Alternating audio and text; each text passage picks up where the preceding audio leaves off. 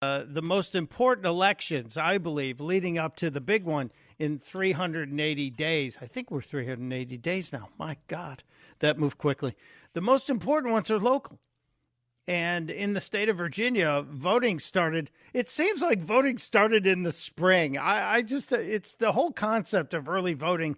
It's one that I get nervous about because I want us to get back to voting on election day. I'm one of those old fogies who wants that to happen. I'm a traditionalist, but I understand we need to make sure we play by the rules that the other guys are playing by so we don't get snookered. And we've got the guy who we can talk about this with right now. Governor Glenn Youngkin is joining us. Governor Youngkin, thank you for being here, first of all.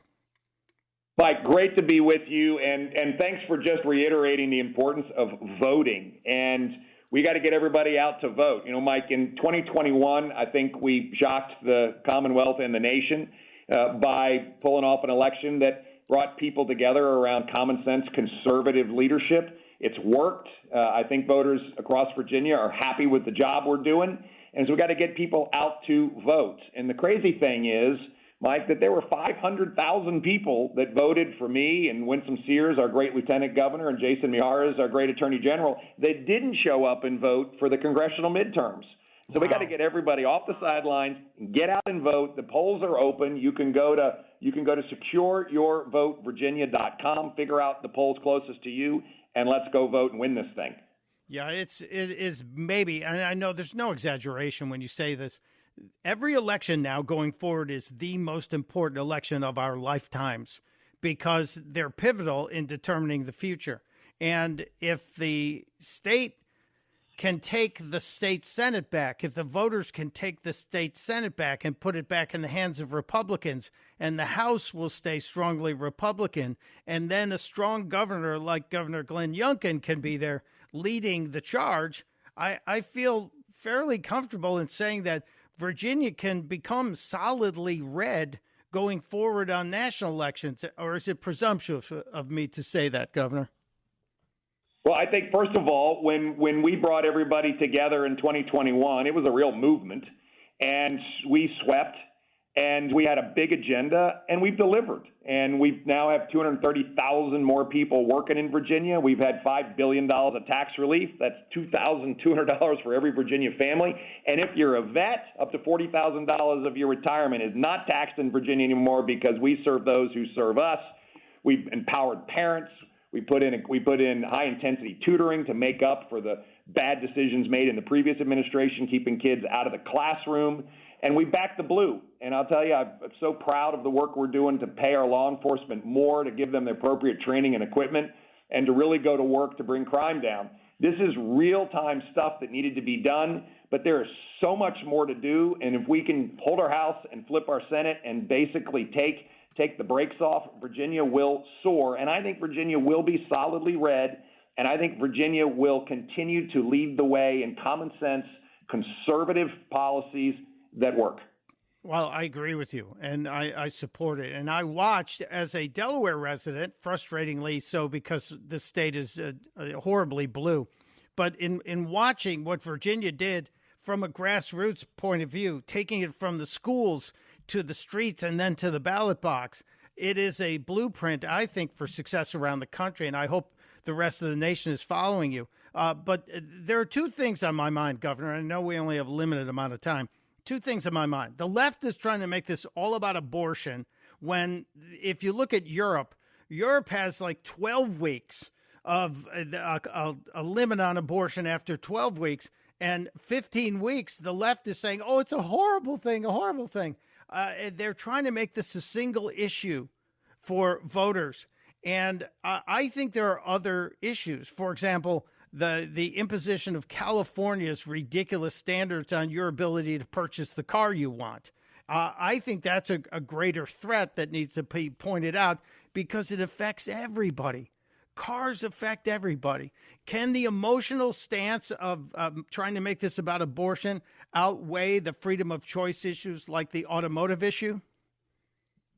Yeah, I don't believe that voters are only focused on one issue, and I believe that voters see a real path forward with the position that we've we've promised that we would move forward with, which is to protect life at 15 weeks when a baby can feel pain.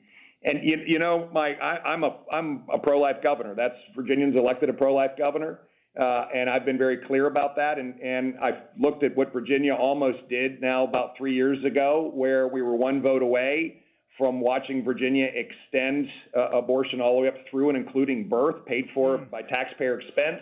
Wow. And we can come together around a bill to protect life when a baby can feel pain at 15 weeks.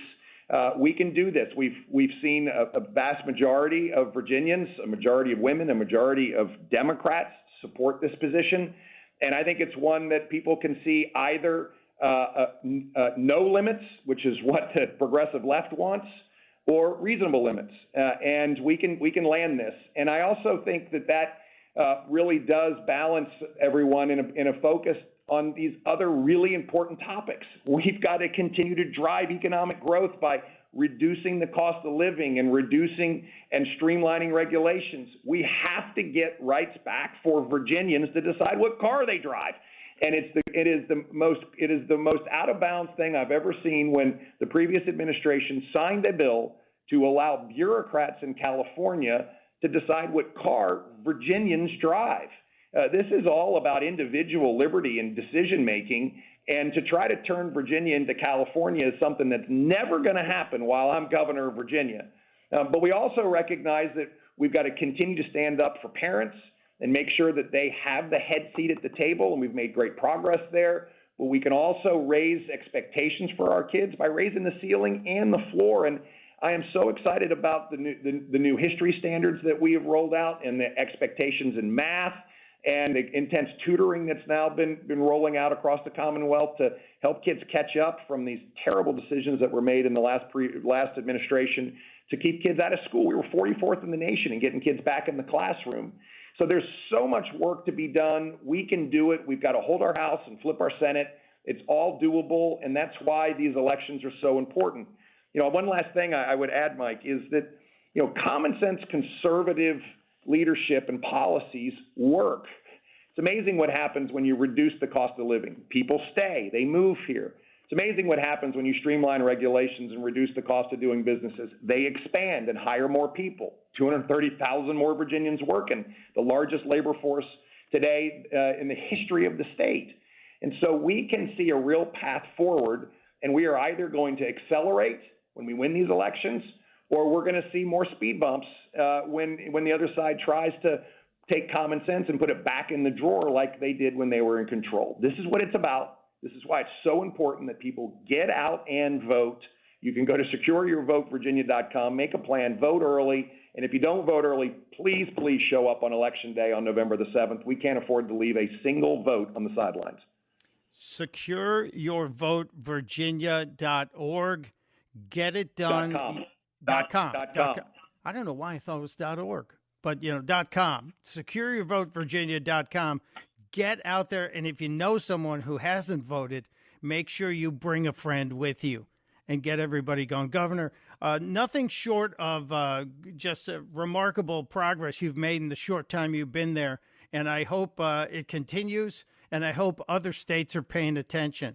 Thank you for giving us some time today, and great success in the next couple of weeks as this election comes down to the finish line.